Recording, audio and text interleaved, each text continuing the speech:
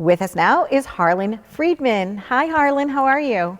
Good. How you doing, Donna? Good. So you're a correspondent on the show. You have been for years. Actually, you've been working with me since day one. Do you remember the early days of the show? Absolutely. We had a good time. We We still did. do.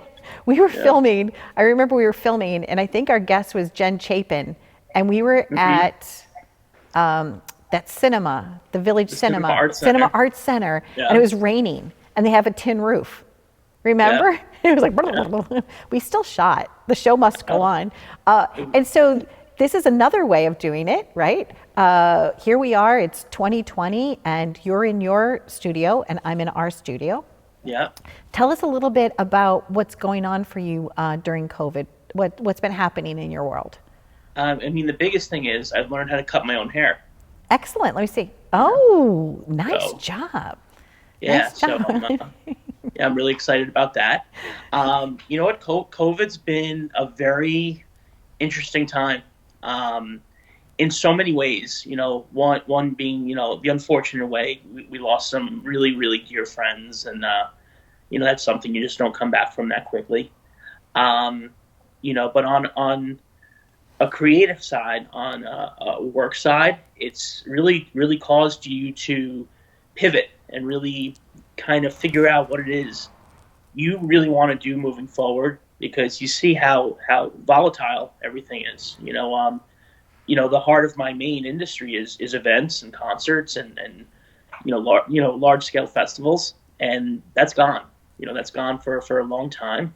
So for me personally, it's really forced me to look inside myself and say, wow, you know what? I need to do things that I have full control over. I need to do things that no matter what, nobody could ever take away from me.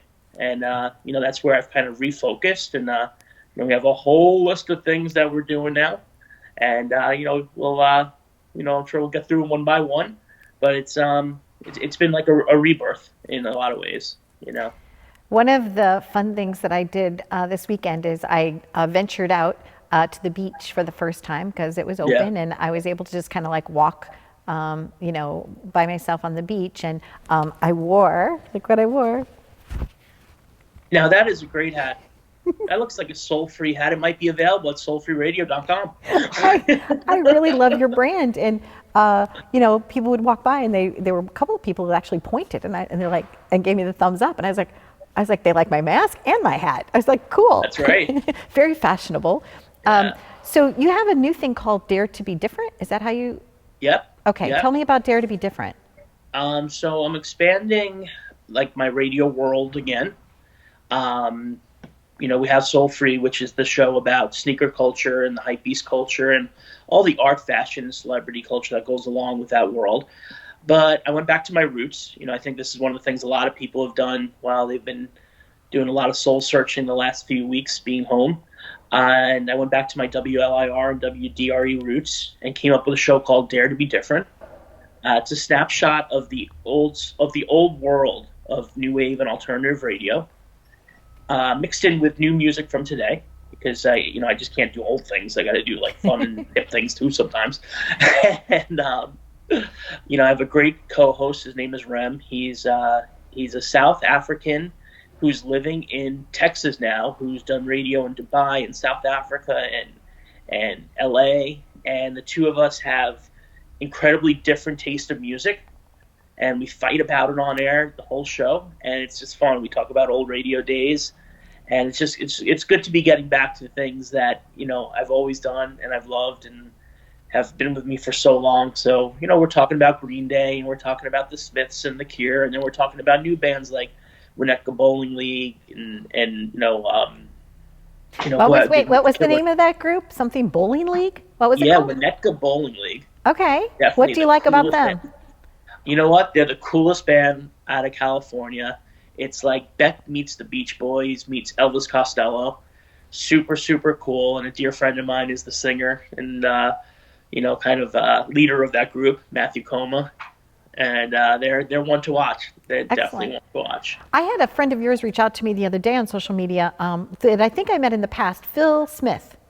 Oh, sure, sure. Another So incredibly talented musician.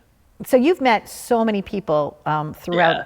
your career thus far. Anybody in particular that sticks out for you? And because people ask me that question all the time, like, hey, Donna, who are some of the favorite people that you've interviewed? But along the way so far, is there anybody that you treasure? Yes, definitely. From the baseball side, for me growing up, in the 80s, just the fact that, at this point now, two of my dearest friends are Dwight Gooden and Darryl Strawberry. That's, I have to remind the 13-year-old Harlan every day that this is real. So that's big. And then one of the biggest ones who's probably had the biggest influence on me is Mel Brooks. And I know you've gotten to work with him a little bit also. Yeah, wow, he's amazing. Yeah, just to have, just to hear the stories and, this is a legend. This is another time. This is something that you go back to and you look at his body of work and who he is, and it's mind blowing. And to have been part of some of the stories that he's shared with me and just sit there and listen. I sit there and I just listen. I just soak it all in, because this is a legend. This is a true American treasure, and I feel blessed. I feel blessed for everybody I meet. Everybody you meet, has a different effect on your life in some sense. And just to be able to take all these little pieces of everybody's stories and kind of weave them together for my own, tapestry of life is a gift. And I learned one really. Oh, go ahead. Oh yeah, go ahead. I was just saying, can I share with our audience a little personal story? Sure. How old were you when your father wasn't in your life? 16 years old. Okay. 16 years old. And so, do you find that one time we were out doing this story, the book signing, right? Yeah. And you were sharing with me that why that baseball book mattered so much, Angels in the Outfield, to you. Sure.